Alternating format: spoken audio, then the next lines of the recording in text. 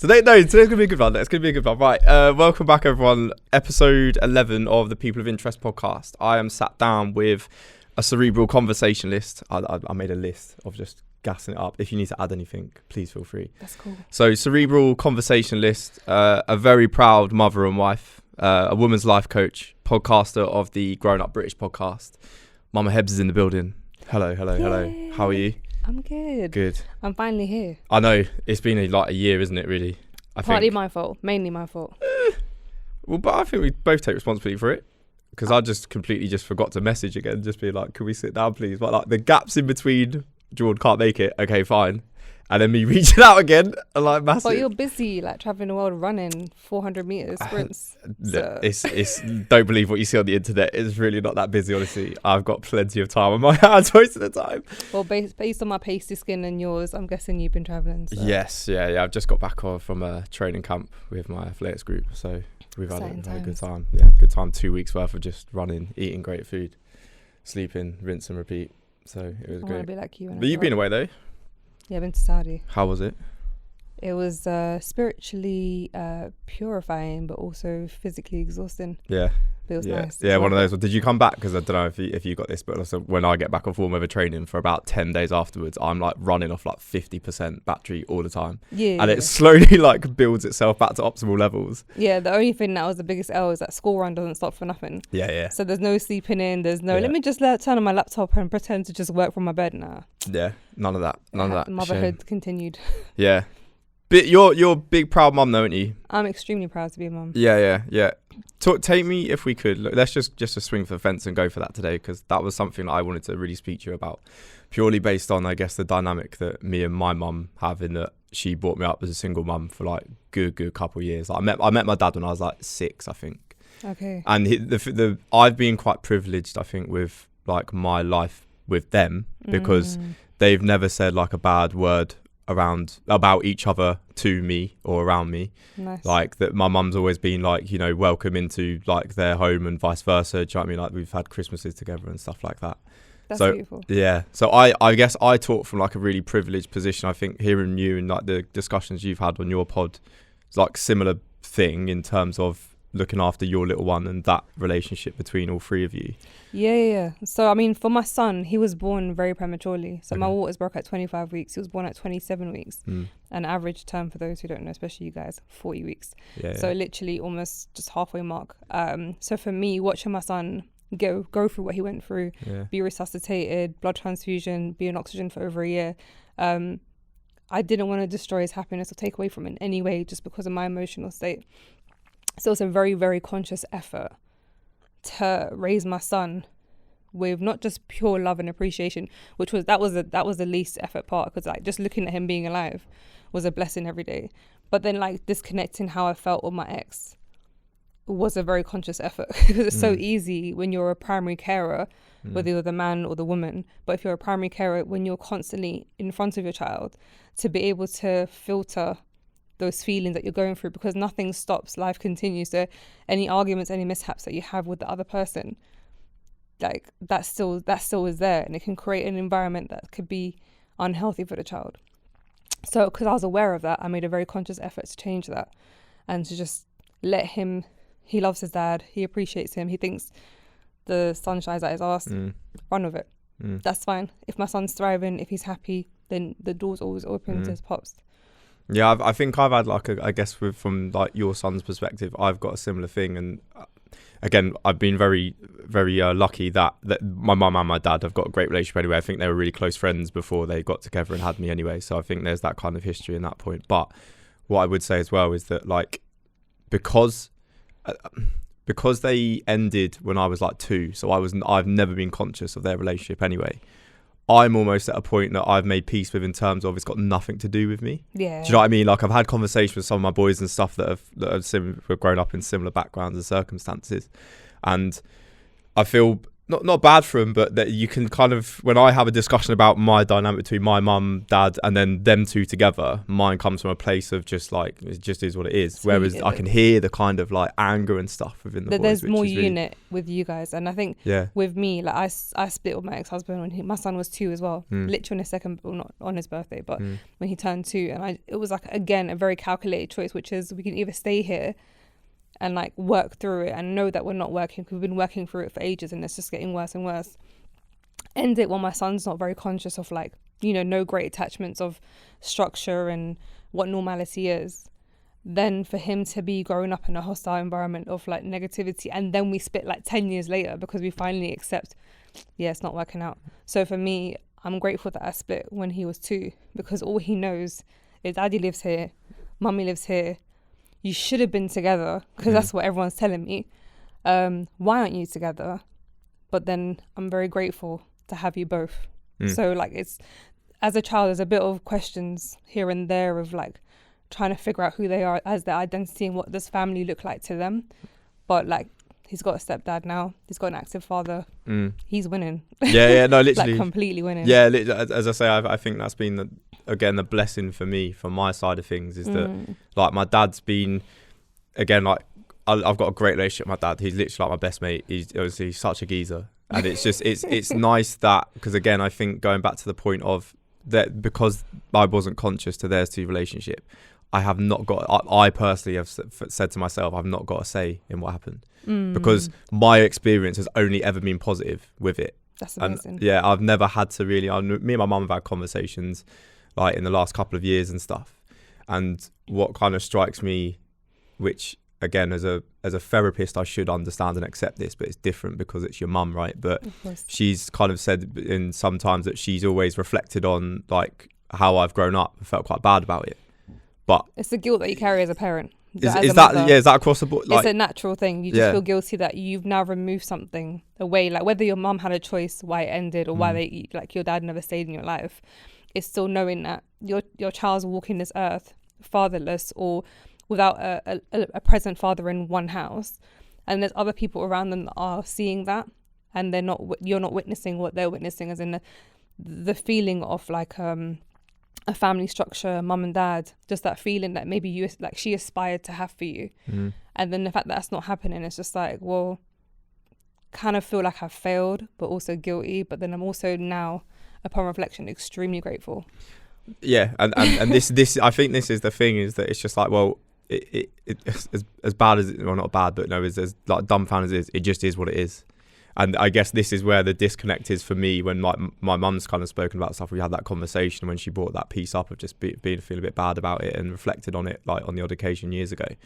And because I was quite selfish, and I'm just like, well, mum, yeah, but I'm good. Do you know what I mean? Yeah. Well, because again, going back to that point of, I've never considered them two in what this product of this individual that I am has come out as. Do you know what I mean? You've made it easier for her, because like when my son's like, but mummy, I'm happy, or whatever, it's just, it gives you so much peace. Like for where you're carrying guilt, there's a sense of relief knowing, do you know what, your child's growing up beautifully, they're happy, they're appreciative, they're positive.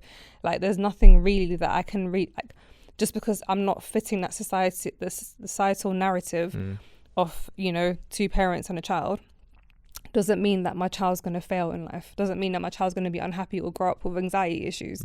But there are thoughts that does cross your mind. And I feel like with his dad not being constantly active growing up, or like as active as he should be, he's still very present. So I'll never talk bad about him. I'll let him sort of recognize for himself, or hope that his father will continue to better himself.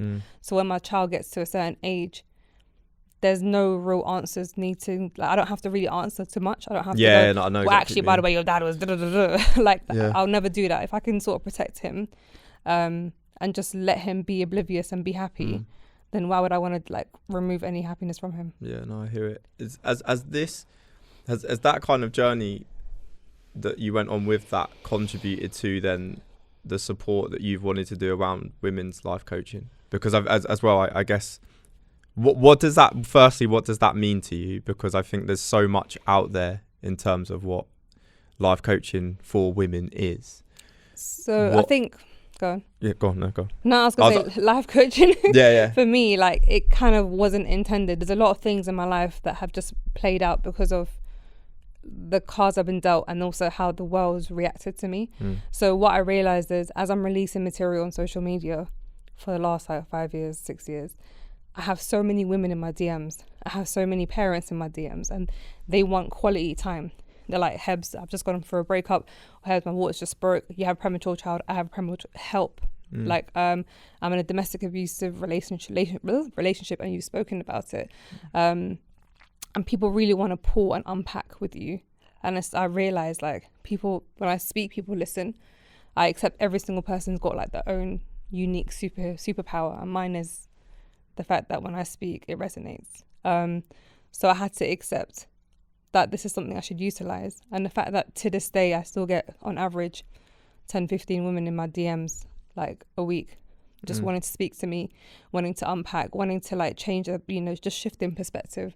And like, how can I get out? How can I have the courage? So it's almost like mentoring, life coaching, but ultimately it's shifting perspective and like giving people just something different than the narrative they have in their head or within their own social community, because that can be quite toxic within itself. That was something I wanted to kind of go through with you. So thank you for bringing that up in terms of what you discuss and your viewpoints on things as well. Because again, girls, let me land with this point, please, before you absolutely fire me off. Don't worry, I'll break his neck if it gets But because my perception has been, and the media that's thrown out in terms of like, women empowerment and like that life coaching is very much like, secure your bag, ignore everyone and everything that is potentially quite challenging towards you in any way, shape or form. And although to an extent I get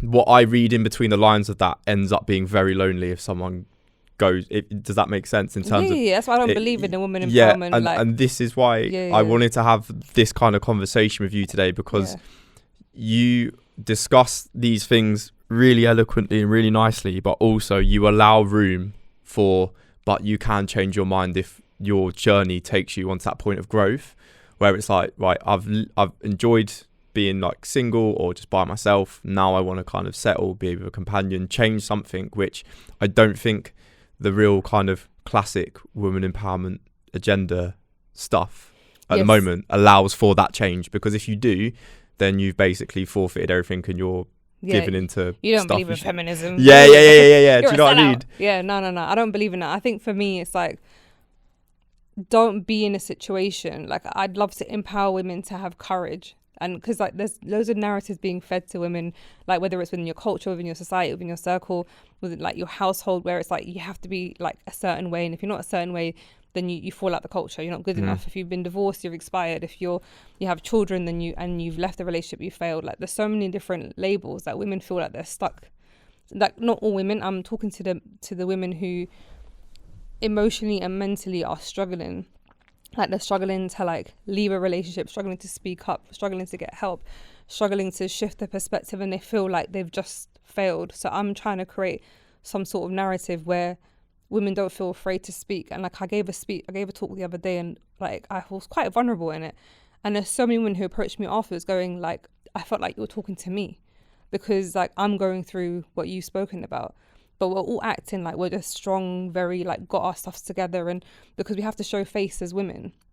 I don't believe in being successful and independent and you don't need no man. We need each other. You need me, I need you. But unfortunately, this is now for you, mandem. Due to absent fathers and due to men not playing their parts, some men not playing their parts, women have been forced to be strong. I've been forced to be strong. I've been forced to be a breadwinner. I've been forced to be successful, not because I have a desire to have like some huge career and, my child will be looked after by other people, but because I have to succeed for my child to progress. So in order, like, I want women to feel strong enough to be able to stand on their own feet and not be damsel in distresses, but also to appreciate their femininity. And go, do you know what? I want a man to cater and look after me the way I'll serve him in a different way. So it's about finding that balance. And it's like, you don't have to hate men or like be submissive and weak in front of a man. You can be submissive and strong and be complimenting of each other. It's just finding that balance, really. Just, I guess, so with your experience that you've discussed and you have discussed so well, like, with your previous partner and things like that, again, that to me is almost like the setup for another woman maybe that would just be like, do you know what? fuck this, I'll never be with everyone else, it was a shit experience, I'm just going to do for me now. Where did you, or what is it about kind of yourself, do you think, where it's like you can separate that experience from obviously you now being happily married? It's a journey. It's reflection. So the whole idea of me encouraging people to be alone is being able to change a narrative. So in order to change a narrative, you got to be uncomfortable. In order to be uncomfortable, it means you have to be alone and not distracted. So we kind of distract ourselves not to face our problems. So I had to accept, in order for me to be mentally and emotionally even ready for another person, firstly, I need to just take time and figure myself out. Take time and emotionally figure myself out, understand my purpose. So my purpose shifted from being, a wife and a mother to just, maybe I'm going to be a single mum. It's accepting that right now I'm not going to dwell on my past, but rather trying just to focus and realign myself to what's happening right now and not be a victim. So you're allowed to feel crap. You're allowed to feel like you're struggling and like there's no hope. Oh, I'm too exhausted to even consider love again. But that's how you're feeling right now. So I think it's recognizing this is a now feeling. It's okay to feel it. It's okay to go through the emotions, but don't let that be what you marinate in, because then you're also like doing yourself a disservice, because you're not allowing yourself to grow. You're not allowing yourself to be a better version of yourself. So I just worked on bettering myself for the sake of my son. And then naturally, I just had to heal in that journey. It was a conscious decision and subconsciously, just by being and existing and just rolling through the motions. But ultimately, I just have to choose a narrative of, I can control one thing, and that's my own happiness and my own mental well-being. So let me control that, because I can't control how active this father will be or financially what's going to come in next. But if I can work on me and create a good environment for home, then I'm also creating a good environment for me. And as a result, I was like, I think I'm ready to put myself out there. Just one day woke up like, yes, yeah, the time is now. Because whenever someone would approach me in the street, they're like, oh, so you single? I'm just like, I'm too exhausted, so you're gonna break my heart. But then eventually I reached a point where I'm just like, well, actually not all people are the same. And just by me being like, for example, a Muslim, as a woman, a single mum, I've learned not all Muslims are the same, not all women are the same, and not all mothers are the same. So how can I expect to take other people and stereotype and generalize men, or generalize a certain ethnicity or whatever, just because of my one bad experience? So it's being able to think, well, am I willing for someone to stereotype me because of like one mistake that I've made? So if I'm asking other people to see me differently, then I have to also, like, it's only right I do the same thing for someone else. And here we are. Amazing. And just out of interest, because again, like, for those individuals maybe that might listen to this, if it's any of kind of, your subscribers and things like that, could I ask what things, like practical things you did? Because again, it's I guess it's so easy. We because we've existed it and we lived in it, we know what we did to kind of help. Yeah. But for those maybe that are just like at the start of that journey to where you were like a number of years ago, in regards to finding someone, or in regards to just looking after yourself, resetting, pushing that red button to say, right, this is my life now. I need to kind of. I think I spent a lot of time sort of figuring out what it is, who I am. So when you walk away from a relationship, you kind of lose your identity. You realize, wait, I spent so much time investing in someone that I didn't spend time on me. So I had to have that very uncomfortable, a conscious, uncomfortable conversation with myself of, what is my purpose now? I've chosen to step away from this. For the sake of my own mental well-being, to protect my son's energy, which is, that within itself isn't an easy job. And for anyone that's going through it, it's not going to be like an overnight, like realization and strength that you're going to, push through. It's like, it's going to be hard. It's accepting the hardness that's going to follow, accepting it's going to be quite a shaky journey. But focusing on your purpose, like, what is my purpose? So if you're a parent, it's to be a mother or a father. What do I aspire? What do I enjoy? What am I going to do to look after myself? What is my escapism when I'm not being someone's daughter or someone's parent or someone's spouse or whatever? So it's like being able to really identify what you can do to serve yourself. And you might not get it straight away. You might do one thing, go, I'm going to start reading. It's like, nah, abundance is not doing anything for my life. I might start running. And running became my therapy for a while. I realized gym is my escapism. So it's like you're having to like play with different things and find different methods that work for you, and there's no one fitting thing for everyone. So don't look at someone else who's going to be healing because social media is trying to push a certain narrative and assume that's the only path to take. Your healing might be sitting on a bench and like writing a little diary entry, like releasing things. When it came to finding a person, people might cuss me for this, but I started like serial first dating because I knew emotionally I wasn't quite there yet, but I also knew there's decent guys out there because I had a lot of male friends, and I'm like, you're decent, unless they're like on a low key crazy and I don't get to see it. There are decent guys out there, so I put myself out there. I made myself vulnerable again, being aware that I might get hurt. And then through like serial first dating, I was like, okay, so there are different kind of men. Oh, there are men who are very patient. There are men who are very aspirational. There are men, and then just through that, I just started slowly opening up. So it's just like being able to recognize there's a problem, trying to identify that by just not being distracted, because a lot of us just coast through our problems.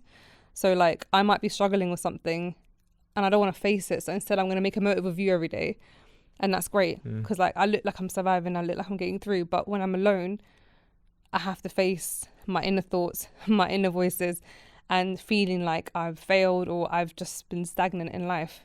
And I reached that point at some point where I felt stagnant and I felt like I was stuck. And it's just, you have to keep coaching yourself out those narratives. And I think we're all capable of doing that. But it's just willing to take the time out to have that, to give yourself that. Does that make sense? Absolutely. And it's so reflective within my clinical practice. The first thing I always ask my patients, whether it's if they're presenting with like low mood, anxiety, anything, I'll just be like, when was the last time you did something for yourself? And the silence, Hebs, is unreal. 100%. Like, no, like it's foreign to me that no one does anything for themselves, but I also get it because I'm judging that based off my own standards. And I guess in some respects, like I could probably be termed quite selfish because I'm like, if I'm not good, like even if it's like 80%, you lot leave me alone for a bit, please. Do you know what it is? But for some people, shift. Serving someone else gives them that fulfillment. No, absolutely. Do you know what I mean? Yeah. That's 100%. Why they never thought about doing anything for themselves. Yeah. And there is that element of selfishness. So I know, like, when I realized I wasn't doing anything for myself, I was like, all right, let me start doing things or let me like not keep stretching myself to people. Like when I know I'm overexhausted, overstretched. But then the minute you do, it's like, oh, so you're selfish. Or what you used to always say yes. Like what you trying to say, you're too busy. And it's just like, then it's like they'll push the same narrative on their memes, like, you know, boundaries are important, saying no is important. But then if you do that to them, it's like, hold up, like you've always catered to us, like, and it's just like, so it is a very hard transition to do. So my only escapism that I had, that I knew I did only for me, is the gym. Like when no one can tell me nothing, my phone's ringing unless it's an emergency, I ain't answering. Like I know my son's safe, I know everyone's all right, there's no fires, no nothing popping off. The world can wait. Even if it's just 2 hours a day or 2 hours every other day, I'm happy with that. When you first started doing that, just out of interest, from my perspective, was it uncomfortable for you? Like when you did it, were you like, oh fuck, like this is not me? Like, and obviously you mentioned that people, the fitness part or the being selfish part? the selfish part, because again, I can appreciate people saying that, but I would argue, and this is something I go through like with a lot of my clients as well, when they say that, when they're just like, you know, I'm always the one to be like doing stuff for people, and then again I'll throw it back at them to say, right, well, when was the last time you said no? And then again there's like that massive like silence, and like I get the frustration of the individuals who are there for people. I get it 100%, because you do feel like you're taking for a bit of a mug sometimes. I get it, I hear it, but also you are like a sovereign individual who can say no. And then I ask, when asking, right, okay, why do you not say no? Takes them a while to get it, and then I'll send them on their way, and I'll just be like, right, this week you've got like a no diary. That's all I want you to do, just say no to people. Let's go just no. And then what I want you to do from 0 to 100% is just maybe like score, I don't know how it makes you feel internally, whether it's anxiety or stuff like that. And they'll come back and they'll like 80% anxiety just to say no to a simple request. It's like, you know, Mom, my kids asked me to take them to the shops, and I'm like, well, how old are they? Like 15, 16. Could they not get a bus? Like, and it's like, and it's like, it's such an interesting thing. I don't know what maybe you think of it, but just doing for yourself seems, in one instance, again, social media, boundaries, or we all do this, look after ourselves, self-care, but no one does it. No. Nor they know how to receive it. Like when someone comes forward to them and goes, well, actually, I can't do this. It's like they're so used to it. But I think that's just part of, when people describe people's characters, they're so caring, they're so selfless, so this. And to an extent, it's a feel-good factor when people tell you, you're such a selfless person. But then it also becomes warped into your identity. So for the mother that doesn't want to say no to a 15-year-old to go shops, I mean, I can tell my son no in a heartbeat, but it's part of I have a use. I feel useful. So therefore, even if it's putting me out there and I know I'm stretched, I know whether it's emotionally, physically, financially, but if it means I'm making someone happy, then that's more satisfying for me. I'll deal with the aftermath of how I'm feeling, but just to know that I've not let anyone down. Like sometimes we'd rather let ourselves down than others because we're so used to that narrative. Like it's more of a familiar space. So being selfish is very foreign, very uncomfortable.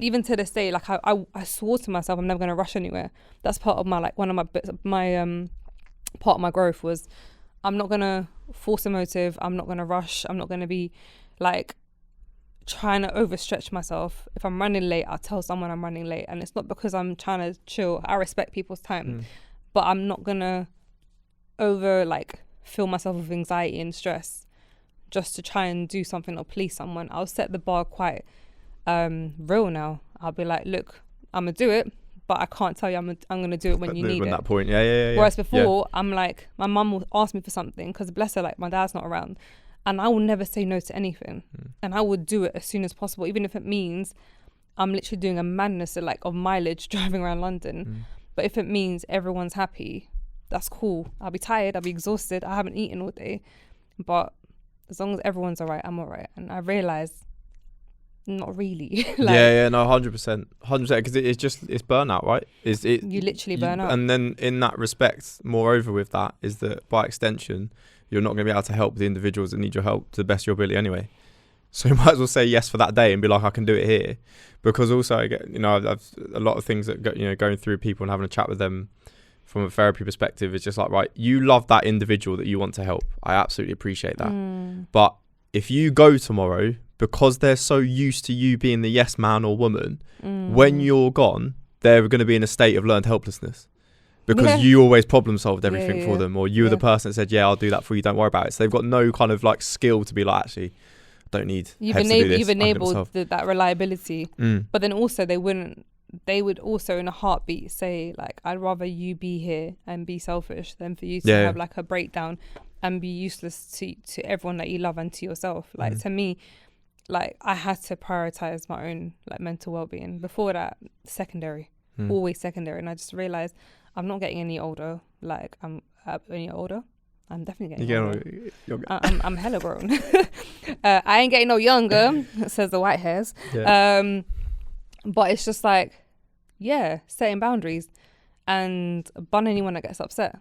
And because when you put things in perspective, my son being born prematurely, the stresses I carried up until that point when my waters broke, and I was like, what am I stressing for? Going through what I went through with my ex-husband, and it's just I put so much stress and weight and importance on things that upon reflection, for why? So it's just I think life experiences is the best thing for you because it shapes you, but it's just choosing how you want it to shape you. Some people walk into therapy as a victim, and they only want to become a victim, so they seek more reasons to be a victim. So by the end of it, they're like, that's why I have issues. My mum and dad, didn't it? Whereas some people are I'm so glad I understand now, because then now I can change that narrative and shift my thought process and understand that they were only human as well, and they also were struggling, and they also were freestyling. And it's important to make peace with things. And then as a result, you're more confident in saying no, and you're more confident in understanding the importance of your well-being. But it's just the willingness to stop and reflect. That's what a lot of us aren't willing to do because it's such an uncomfortable feeling. Yeah, 100% it is. And it comes into perspective in the therapy environment as well. That I know when someone is lying to me in therapy, because it's just there's something else. Like everything we're doing, all the work we're doing, you're coming to sessions with great conversation. You know, you've reflected on and done the work that I've asked to do outside of sessions, and you're not getting better for some reason. But there's that. This is really good, George. This is helping. But the thing is, for me as a therapist, I don't want to see you for longer than 6 weeks, because then I'm doing you a disservice, because then you're reliant on me. You don't need to be reliant on me. You know, we'll talk about like your bullshit. Let's figure it out, and let's kind of put a line of here's where it stops, and then here's like the growth and stuff that we'll work on. But it is, as you mentioned, that discomfort of uncertainty and acknowledging certain thoughts, which people are like, I feel like it might be, and I could be wrong, but I've come to the conclusion that there's a lot of like, it's be like ashamed, but you wouldn't ask yourself to be dealt some of the cards you might have done in the past. So there's nothing to be ashamed of as such, but people just don't want to go to that environment of going in the cave with a big bad monster. Yeah, I think there's a lot of stigma behind therapy as well. Like, some people will go into therapy. I remember when I started therapy, I postponed it for so long. And I walked in, I tried to therapy the therapist. So I'm like, tell me about your day. What are you saying? You've been seeing people all day today. So it's like, tell me about your problems. But it's just like, I'm not ready to like be vulnerable. And it's just like, so instead, some people, I'm sure they're very smart enough to enter therapy and just feed you a narrative of like, I've took on board everything, it works. But then they're still crumbling inside. It's because they don't want to accept that they just want to tick the box of I tried therapy, but it's just like, it didn't work for me. But then it's like, or it worked just to shut people up, but then inside they're still crumbling, they're still breaking. I agree with that point of what you said there, that I needing to be ready. Like the amount of people I've discharged being like, it's not for you right now. Like it's good you're here, this is what it's going to be, and this is what it will be when you get back. But there are variables going on here which I'm not going to be able to shift for you. No therapist in the world, potentially. Again, it's not even with them and themselves and their mental health. It's just they could just have a lot of crap going on in their life.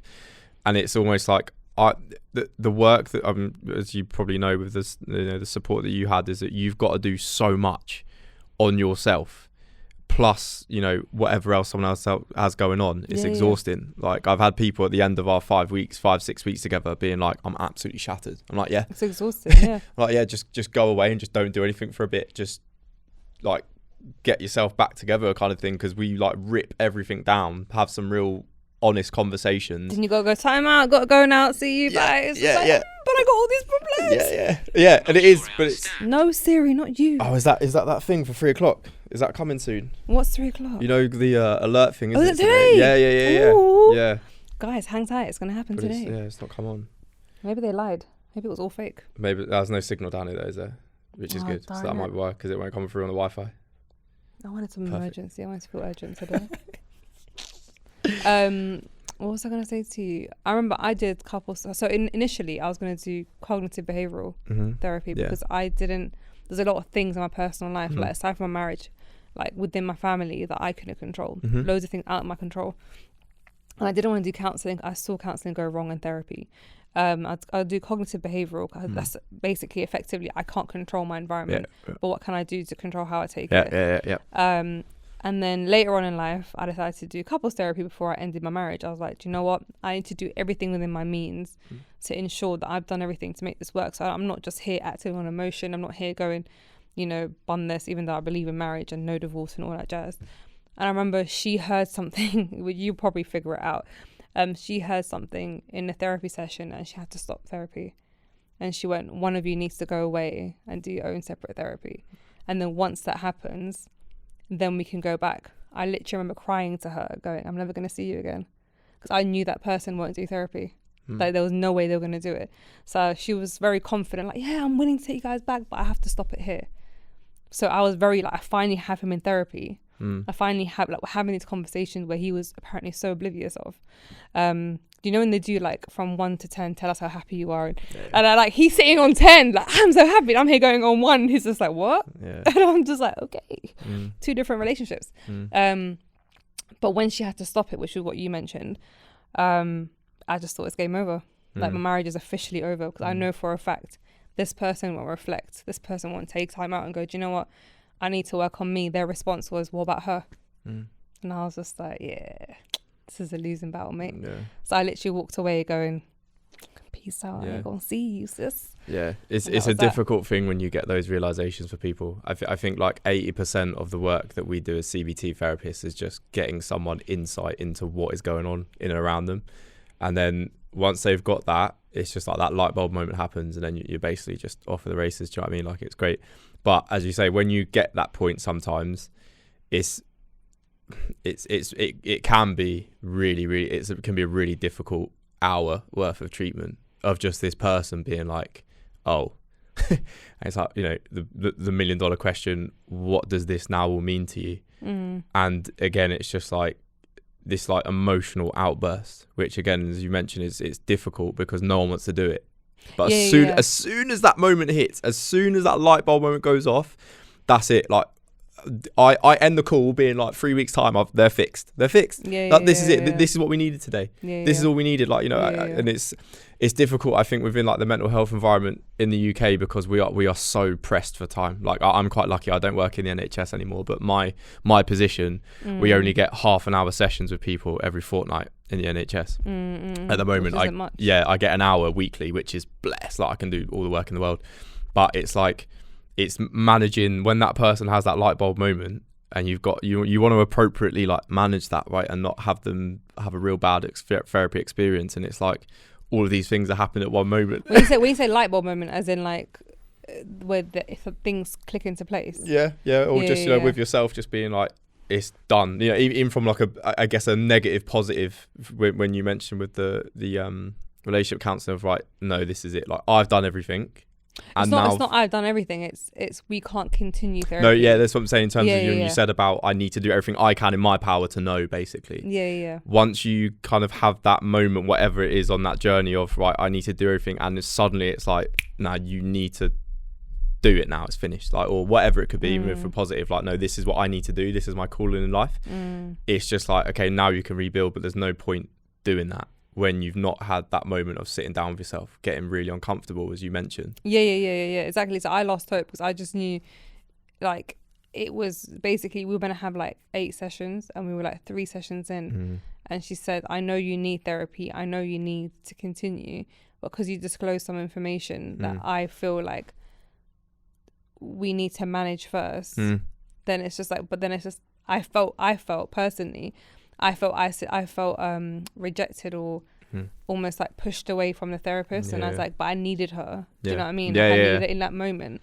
And she was just like, sorry, like, our protocol is they need to seek help separately, and then we'll come back. And it's just like, to me, I was just like, but can you just carry on seeing us on a slide? Like, why he does this as well?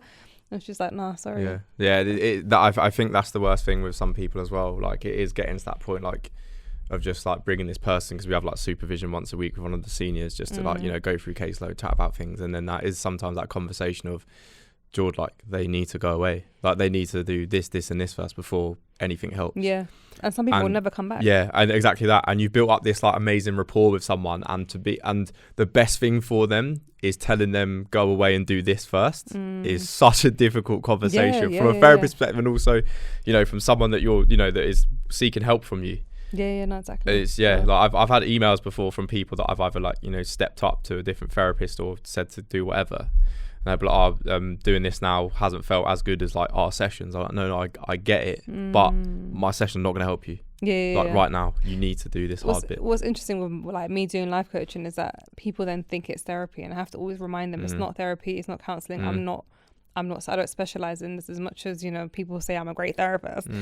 Technically speaking, I'm not. Like, so no. So I have to keep reminding them, like, I'm just here to like just be an external voice, like someone outside, like a safe space where you speak to, a bit of mentoring if you need some guidance. That's cool, but I'm not your therapist. And there are times where I'm like, you need to be referred elsewhere, or you need to seek other help, and I'd like direct them to it.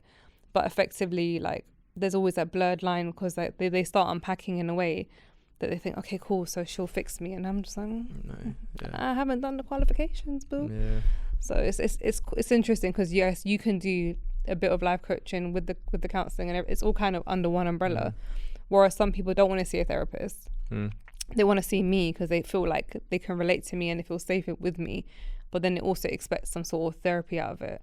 And I have to always like consciously make sure I'm reminding them this isn't therapy. This isn't therapy. Like, you need to seek other like resources and not me only. Like if you feel that this is how bad it is, then I can't fix this. Like, do you know what I mean? So it's kind of hard because you're effectively you're trying to help people because it's they're screaming for it, but then you're also mindful that you're not gonna sort of make them depend on you and just you. So it's just like being able to have that humbling conversation every night, or like little subtle reminders of there's a therapist I know, you know, who can specialize in this, but I think it's because they look at me and they can identify with me in different ways, which I'm grateful for, but it's a very sort of fine line like where it kind of overlaps a little bit.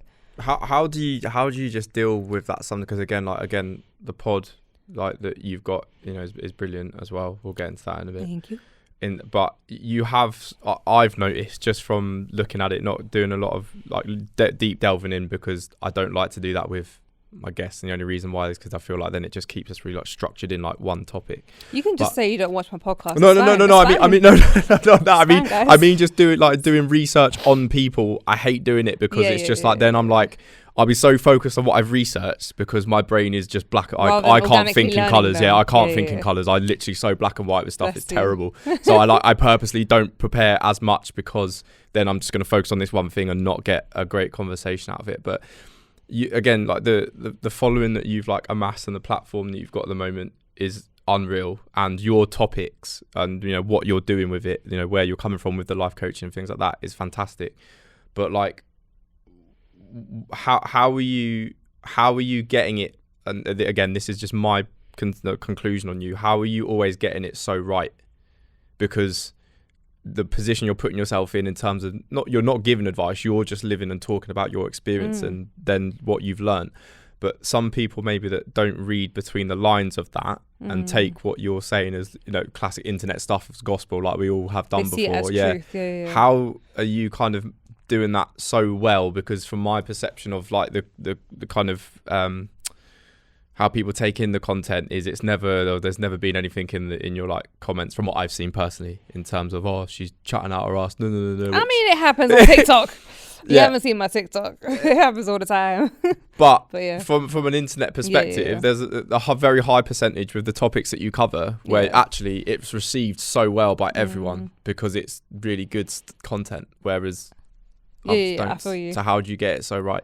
I think it's not about getting it right. I think it's accepting that people really want vulnerability. People really want something that's refreshing and organic, and authentic. Because when you look at different podcasts, they talk about different things. Usually it's like crud or just surface level stuff, and like we can all do that. Do you know what I mean? We do it in our little group chats or whatever.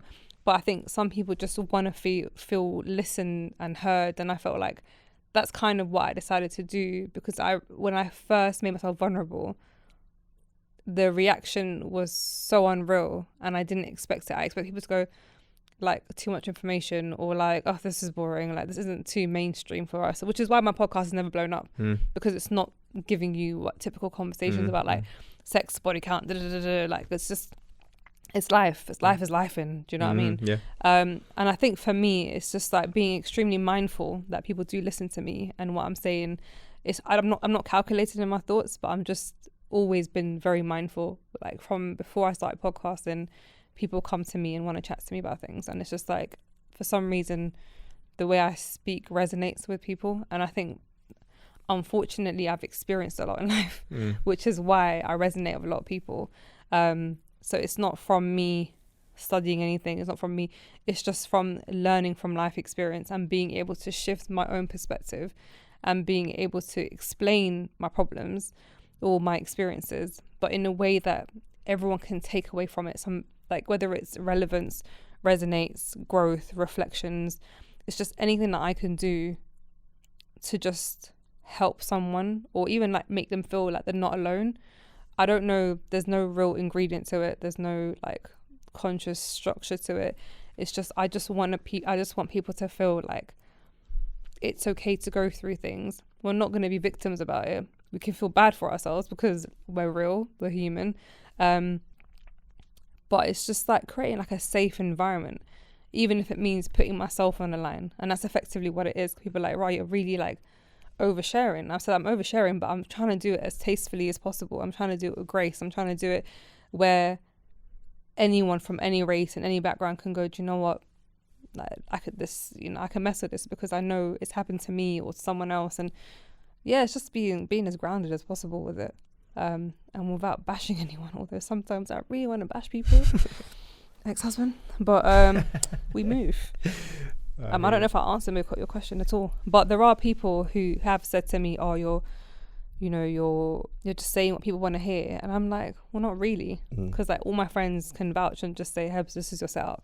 Like who you are off air is who you are on air. And like to the point where I was getting to know people, they're like, Hebs, this isn't a podcast. I'm like, this is how I speak. This is how I speak. It's like, I'm like, one more person tell me this is not a podcast, I will jab you in the throat. I'm not violent, never been violent, no records. But it's so like, if you articulate yourself in a certain manner, they just think, oh, you're just showing face. But this is just genuinely how I choose to be.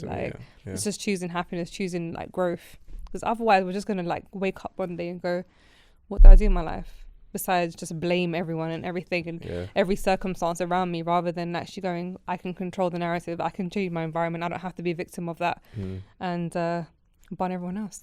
Yeah, no, I hear you. I think that just call it for what it is. The victim culture stuff is such a challenge for me in terms of I have like my friends that are like my inner circle, love them to absolute bits. They're like athletes, they're quite high performing in corporate roles and things like that. So I'm like surrounded by just greatness like all the time. Like that's how I would just summarize all of the people that I have quite close to me. And because of that, whenever any of them slip up, and I think again it's probably due to like this culture of like sport, like you just turn up, you might do shit, but you're going to turn up tomorrow as well. You need to keep practicing, practice like that's it. It's because I've got individuals like that around me. I've been so fortunate that just feeling a bit sorry for myself that again, yes I do, but tomorrow's another day, man. We need to keep it stepping. And I find it really difficult for people and to be around people that have like genuine issues going on. They're completely entitled to feel shit about it, but sort it, please. Do you know what I mean? Like, you're just there, somebody listening to them being like, no, you can sort it. Like you're not. This is not your identity. Please just sort it. But I think it's because it has become their identity, that for them to even think how you're thinking is almost like a privilege or like a thing that's like it's absolutely mythical for them to think that they can ever have that courage or that strength or that mindset to just go, well, tomorrow's a new day. Because like, yeah, I'm a very strong woman, but I suffer with severe anxiety at times. And it's just like that coaching yourself to the outside world looks so easy, but they don't know what happens inside. It's just like, it's not a everyday transition where I'm just like, life is great. Life is hell no. Like a lot of the times I'm like, I can have this great idea and I can talk myself out of it straight away. But then I have to remind myself, but it's because this is how we've been set up. And because you're surrounded people who maybe hold you accountable, you hold them accountable, and you're bouncing off each other's energy, you can almost like learn from that. But then someone else can be in your same group, but then go, everyone's so successful, everyone's got their stuff together, I can't afford to fail because I'm going to feel like a failure. And then they have to then put on a facade. So every single person's basic setup is a bit different. And I think they can just run with that narrative a bit longer. So like, whether they're faking it till they make it, whether they're acting like they're happy but genuinely they're dying inside, like. But then the victim mindset one is the hardest for me, because it's just like, no matter how much life puts at you, it's for as long as you're alive, it's not the end.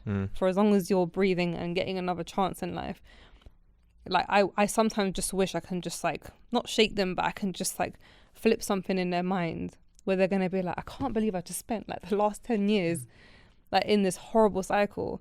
Because when you watch someone being a victim and being in this mindset, there's like an element of frustration, because you're just like, I wish you understood how short life is. I wish you valued your life enough to want to make a difference. But then there was empathy in the beginning, but then for an average human being, because our life still continues, sometimes I lack empathy, but I have to keep telling myself, they don't think like you. They don't hold the same mindset as you. So like, you need to still remain soft, like even if it's just a little bit, because it's so easy for me to go, for God's sake, just get over it. But then I don't know what demons are in their heads. I don't know how much it tortures them. If it's coming on me and it's annoying, then imagine what's happening in their own heads at night when they're left alone. Yeah. So it's just trying to find a balance. But I wish everyone can shift perspective and everyone can just go, life is great. Yeah. Have you ever looked back and been able to conceptualize what it is that made you know, you've got the two paths in front of you. You've got victim to the left and fuck it, I'm just going to sort my shit out on the right. When you reflect on that and your ongoing journey with it now, I guess, because you say, like, you know, life's not over yet. What is it about you that has helped you keep walking right every time when, you know, again, sometimes it might be easier just to walk a little bit left? Understanding purpose and faith. Like, to me, God's a big thing for me. And it might not be relative to everyone. They might, like, if you're not a believer of a higher being, it might be difficult to hold on to that. But if you understand your purpose, and I understood, like, I've seen people take the path of victim. I've seen the path of, you know, I put a title on this on myself, like even like the single mother mentality or the stigma behind it. I refused, like, when I saw all these stigmas and I saw how it's affecting people, whether it's, you know, marriage, family, growing up, dysfunctional things that are happening, I saw how they both can look, which is like, I can choose to be this person, and I've seen an adult already in that position, like, who's ahead of me. And that's not a life to live. Like, I just had to just I became very aware of different people, different results. And I just thought, like, where do I really want to go? How am I going to navigate through life? And it's just like, for me, one of my favorite quotes is, God only gives you what you can handle. And it's accepting that no matter how bad and how bleak and peak everything is, that this is still within my strength. It's accepting that every life experience is a lesson, and within that, if you look through it, there's a blessing as well. So for me, understanding that going through a divorce isn't just like hell, going through a very toxic relationship, or going through the understanding my dad and every dynamic I've been in, even the loss of a job, I understand there's a purpose behind it. There's no wisdom right now, but eventually the wisdom will follow. And I think it's all down to faith. Like, if I didn't have faith, then I think I probably wouldn't have been this put together, even though I'm still falling apart every day. Trust me. But it's just something about purpose that keeps you, like, it realigns you. But again, it's a very conscious, at time exhausting, at time you just think, why am I doing this? But then it's like, again, why are we here? What do you want to stand for? Like, what kind of change can you do to yourself and other people? Like, even if affecting other people won't be it's too much of a stretch, what can you do to serve yourself? Like, we only have one life. Like, when I look back, a very small thing that I can say is, well, I spent 11 years in my last relationship. What's the point of trying to aim for higher when I might as well stay here and resonate in this for another 11 years? And at least I can say I wasn't divorced, I wasn't this. But it's just like, what's my purpose? I'm now a mother. I am still my own identity. I still want to be happy. I still want to do this. So I need to just break. Like, no matter how painful this break is, I need to just do it and trust the process. And that's all it is. And just turn to God. For me, it's just a very grounded and humbling moment, which is, we're only in this world temporary, make it worth it. That's it, really. Do you give I know we've kind of touched on this already, but if we go into a bit of detail in it, do you give yourself time? Do you know what I mean? Because again, it's so easy. I catch myself even probably with this conversation I had with you today in terms of, you know, what I do to help me not be a quitter. But I won't lie and say that there aren't days where I just need to be like, do you know what? Fuck everyone, everything today. Just leave me be. Do you know what I mean? And just give up for the day, even not for a day, for an hour. Just like, do you give yourself that time? Yeah. So escapism wise, like I said to you, it's a gym. Although right now I know a guy called Jim. Not been to the gym for a while, so that's as far as it gets. But it's just finding something that I'll do, even if it's like sitting on my phone, which sometimes isn't a good thing. Watching something, just going for a walk. I've taken a sabbatical. I've taken a year out of work, which has been the biggest move. I've been working for 20 years straight. Is that this year? Yeah. I've just taken time out, and I thought, you know what? I'm finally in one position, like financially, for me to afford to take it out. Let me just literally do nothing besides things that I love. And that means being around family, trying to understand my own space, embracing my new husband, because we've been married now for just under a year. And focusing on things that I love, like podding. And it's just like doing things that I'm very unapologetic about. So even taking that sabbatical, people are like, so you're going to leave the business, but we need you. I'm like, well, if I die tomorrow, I'm just a number. The advert done goes up. Like, we've heard those things. We've heard it so much, but we put so much pressure on ourselves to be present for everyone. And I realized that when I went through what I went through, my son being premature and how much he needed me, I realized I needed to serve me first in order for me to be a good mum, to be a fit enough mother.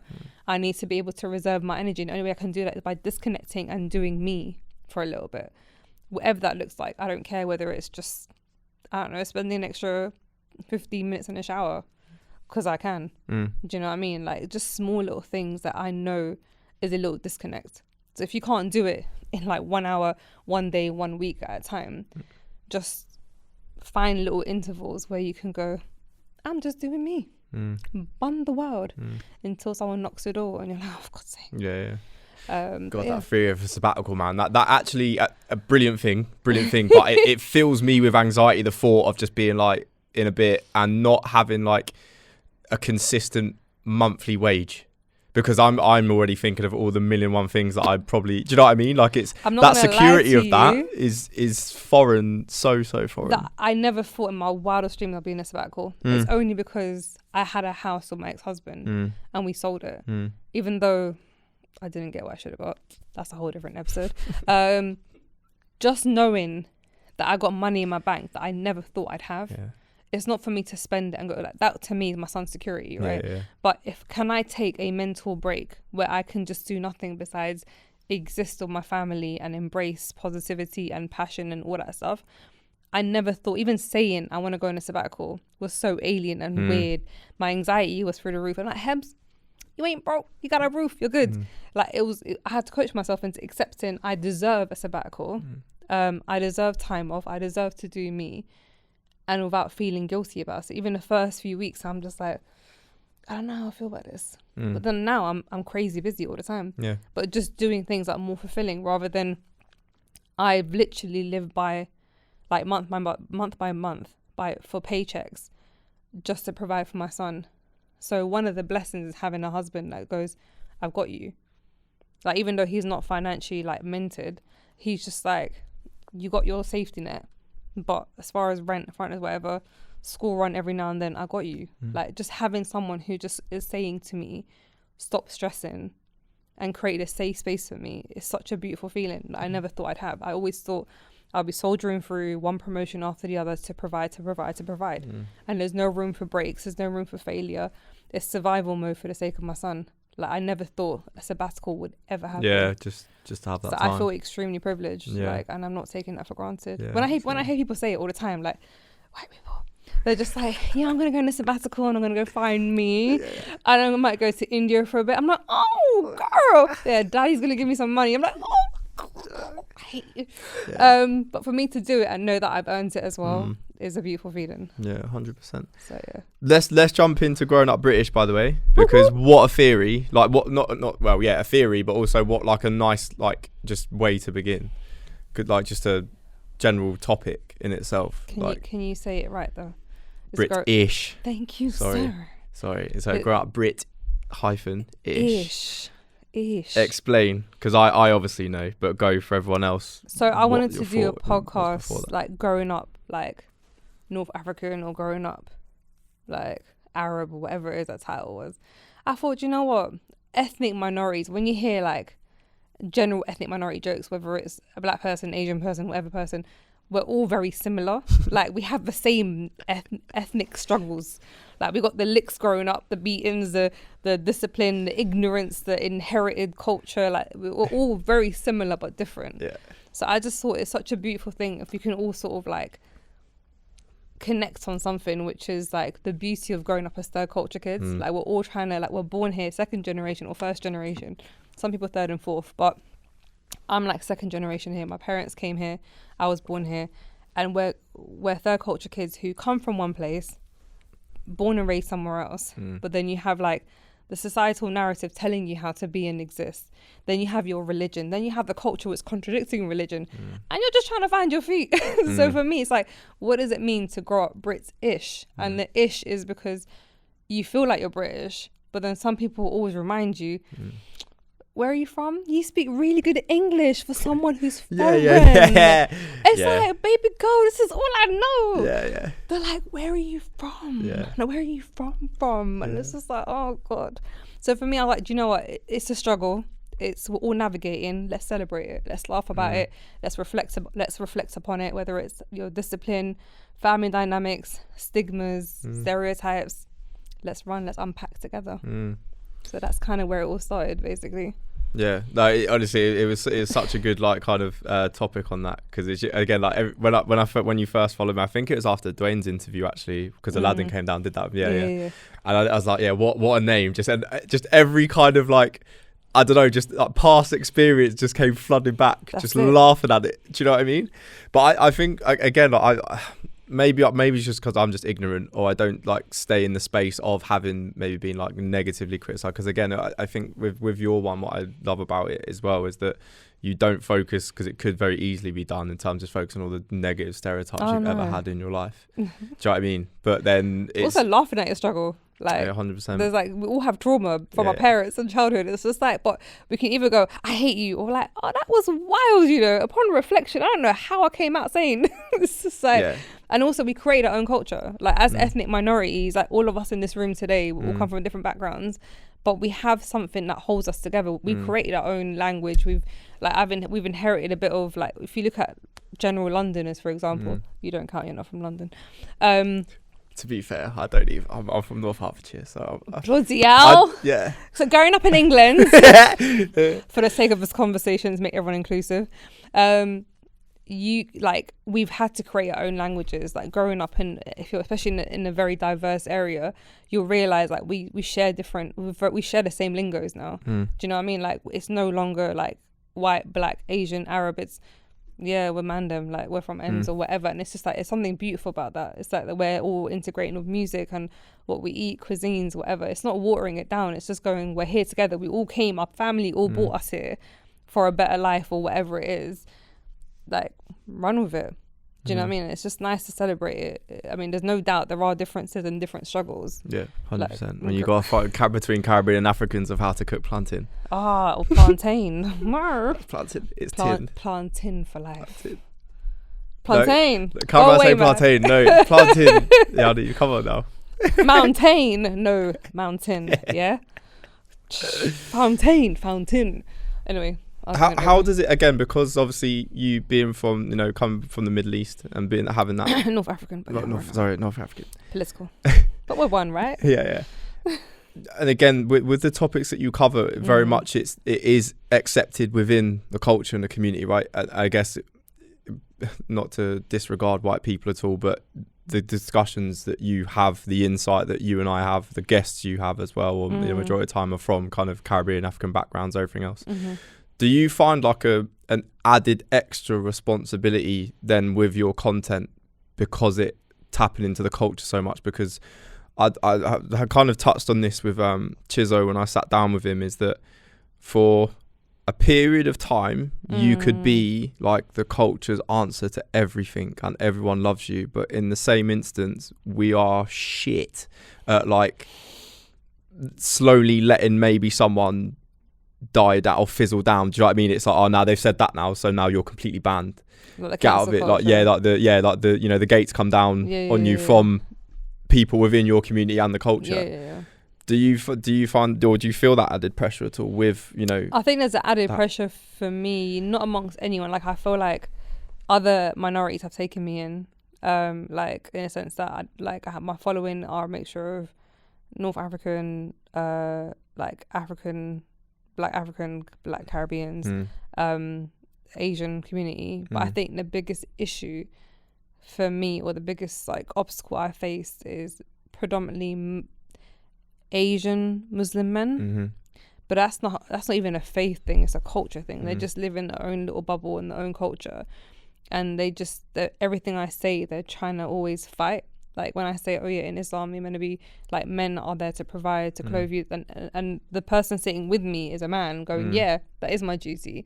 They're going, oh, look at this people. Da, da, da, da. It's just because culturally they've not been raised that way. They've been raised with different things, different values. Like we can all be Christian in the same room, but have different households, different upbringings. Just because you're Christian doesn't mean we're going to run the same narrative. So it's like they have their own distorted understanding of faith, and I have my own understanding of faith. So when you speak, they're always like, oh, you have no right to speak, you're not a scholar, you don't even cover properly. Like they're very harsh. Rather than go, do you know what, she's trying to have some good conversation, she's trying to break certain like narratives and conventions and barriers, and you know, it's refreshing to have. It's like, what can I do to knock her down? But I just know they're just sad people who need hugs. So it doesn't faze me too tough. I'm just like, you're a very hurt person, and you need a lot of love. So as much as it bothers me a little bit, it's bothering me less and less every day, because I just know, comparison to the people who are going, Hebs, like I'm so glad that you're here speaking. Like it resonates so much, and I wish more and more people can speak the way you do and have these conversations, because they're very reflective, and I can relate to it growing up in a whatever household. To me, that it lets me know that I'm serving my purpose regardless of the haters. Yeah.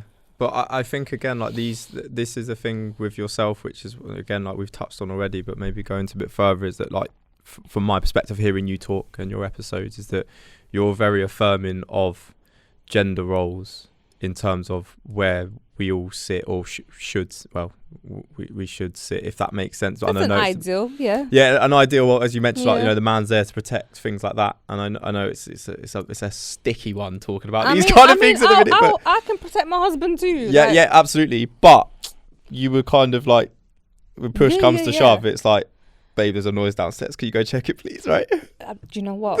On that note, my husband snores like a mother trucker, yeah. He is gone. Listen, the amount of times I've heard a noise, I'm like, literally I look at him while he's sleeping, I'm like, you cannot save me for anything. I've got him when it comes down to it. So that one example is a terrible one. Bad one, yeah. Because literally, the house can be on fire and he'll be like... So unfortunately, in that sense, I hold that gender role. I'm breaking conventions. Okay.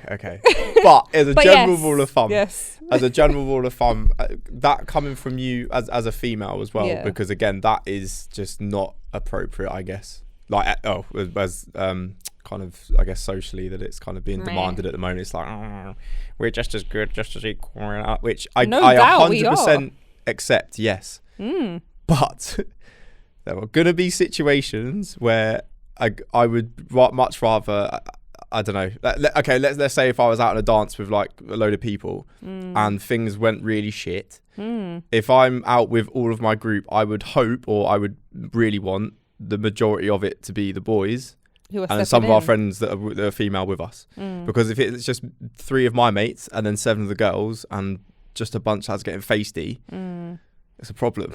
I wouldn't feel as comfortable in that position. Do you know what I mean? I thought you were saying I want to come and save a day for the women. You're like, oh, no, well, no, but if absolutely, that's the point. If push comes to shove and it's got to happen, it's going to happen. Yeah. But I mean, some girls can really they swing for these. Absolutely. But the thing is just like, please don't do that. Like, let's just de-escalate it now, because there's only 3 of us. So I'm more than open saying that, you know, if I had, you're gonna let him take that. I am. Yeah, he's gonna talk to me all he wants tonight, because his 6-7 friends are huge. I've done the risk assessment. It's not gonna run. Literally, do you know what I mean? Run. I'm gonna go to the toilet. Yes. Run for your life. Yeah. I'm just gonna talk to him. You just slowly back out, and then we'll all leave, and it'll be fine. Call me a pussy if you need to. I don't care. But it is one of those where, you know, it's just a it sounds really bad, but just being realistic with things sometimes is that I would just much rather have, like, I think look, I'm probably going to get cancelled for this. I think societal narratives right now are just going mad left for me. Like, do you think it's shifting back in any way, shape or form though? Because I kind of do. No, I think there's just too much happening. There's so many different things that we have to be very careful about and very mindful about.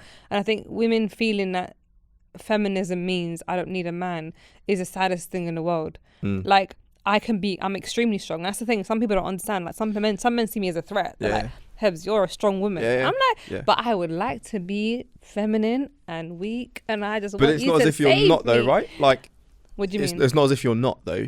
What? Like, I'm not feminine.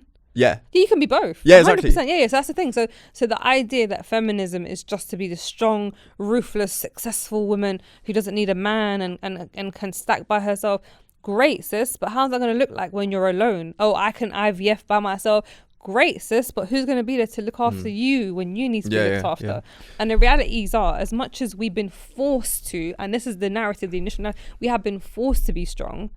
Now we're trying to celebrate and make it like an entitlement, when actually sometimes we need to accept that as women we're set up in a special way, and not all women are the same, not all men are the same, but generally speaking, there's something that a woman can do that a man cannot do, and there's something that a man can do that a woman cannot do, and it's so beautiful when we can complement each other rather than fight each other.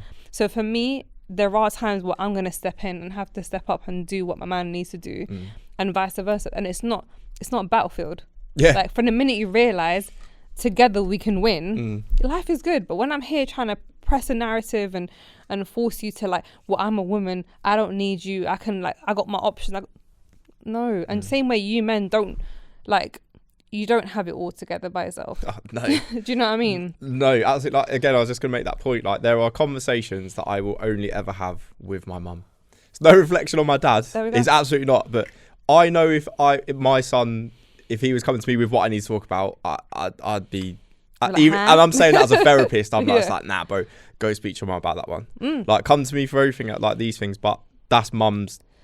But then, unfortunately, there are so many people shifting to this narrative that you can't go to mum like that, you can't go to dad like that, because it's just all confusing. Like everyone's trying to be something against their natural nature. Like their nature is to move in a certain way. And I do blame society. I do blame, the lack of or the breakup of relationship or having children consistently out of wedlock without actually like consciously wanting to do it. Like, do you know, like the unfortunate circumstances that happen, but it's like what happens afterwards. It's the choices that you choose to make. So if I get pregnant unexpectedly and out of wedlock with a situation I didn't anticipate, it's like, what am I going to do now to hold my narrative down? What am I going to do now to make sure I'm not another statistic? Even if things happen and cards fold a different way, that's fine. But at least we're constantly trying to like stick to our purpose as men and women. But I feel like there's so much things that are happening, so many gaps that women now having to fill for men, and men being intimidated by women that they feel they have to play them off against each other. It's really weird. Like, it's just my friends who are single now, they're like, even when they go on dating apps, they're like, men are so passively aggressive. Like, oh, FYI, if a woman's trying to do this, I don't need it. Like, they're already giving like disclaimers. And it's because they've been burnt by women. And there are so many women who've been burnt by men. It's like, we're just a bunch of hurt people who just want to heal, and just it's because you're going against what's natural to you. If you can say, I don't mind being vulnerable, I don't mind being this, rather than I'm not going to be vulnerable, I'm not going to be weak, I'm not going to show myself as compromised, like that's just, you're hurting yourself. Like, I don't know if it makes any sense, and I've just gone on. No, it does. But I would argue as well, just for the side of the mandem, because obviously I've got to shout out to the mandem. I would find it very difficult to try and approach a female now, because I'm worried that my approach is going to be seen as like very techie when it's absolutely not. Do you know what I mean? Like, I feel like I've got enough awareness to know and approach a woman appropriately without her feeling distressed, weirded out, or anything like that. I'd hope I do anyway. But the way that, again, these like conversations are had, it's like, well, how the fuck am I meant to do it now? No, you don't. Know what I mean? Like, if you're following a girl, don't be a creep. Like, my biggest ick is when one girl said, my biggest ick is when a guy follows me down the road. Brethren, how is he going to approach you? Like, exactly. If he whistles, oh, am I someone's dog? Yeah. Like either way, you're losing. And I understand that, but it comes from somewhere. This isn't like an overnight narrative. Yeah. It's not how women have been. No, like, I've been used to guys trying to like, there's a disrespect and I'm trying to get your attention. And it's like, do you know what? I understand. Like, when I used to get approached all the time, and I'll never ever be like, ugh, go away, or I got a man, or I'll be like, I appreciate you. I'll reciprocate your energy. If you're coming to me with like, I've had to build courage to speak to you, I'll give you my time. Even if I'm married, I'll be like, appreciate it, have a great life. Because if I knock your confidence, you're like, damn, I can't do this again. Yeah. that you man them have to soldier through. Oh yeah, 100% we do. Yeah, so someone will be like, ew, or like they just talk to you. They don't even like see your existence, and you're like, okay, shut down. Yeah. The best thing to do is doing it in a group environment when your boys are there, because then they just laugh at you and everything's good. No, but that's the thing. They're like, oh, you're gonna let her say that to you? Oh my god. Then that's why one guy has his like mental health issues and then claps the woman in front of everyone. I'm like, oh lord. That is true. Yeah, you can't take it personally. But you're right. You can't take the rejection personally. But then some men do feel, especially in front of the mandem. Yeah. It's like that's when the ego kicks in. When it's alone, it's like, all right, no one saw the L besides that little homeless man in the corner. I'd have to have the boys around to do it. I need that humbleness. Just turn around. If she said no, but I'm being welcomed with open arms and laughter, the boys, I have to. Yeah. That's good though. That's your narrative. But I do agree with you. It's a lot harder for men to approach women. But I think some of these women are just putting on this facade of protection. Like when really they want to be made to feel good about themselves, and they do want a guy to approach them. They do want to feel wanted. Like I think everyone wants to be loved and appreciated, but we're 100%. Just hurt and we're just coasting through life hurt without any healing. Yeah, 100%. That's why I do the pod, because people message me sometimes going, "That was a good episode, Jordan." I'm like, oh, yes, finally. That acceptance. Yes, I feel positive reinforcement. Cheers. Another day to keep going. No, this has been unreal, Hebs. Thank you so much for giving your time up today. Appreciate it. It's been a great conversation. Please, everyone. What is it on YouTube? Because you're not on Mama Hebs. Mama Hebs on YouTube. Go and subscribe. Watch all her content because it's amazing. I am Hebs on Instagram. Yes. Yeah. And it is the Growing Up Brit-ish Podcast. Thank you all very much. In a bit.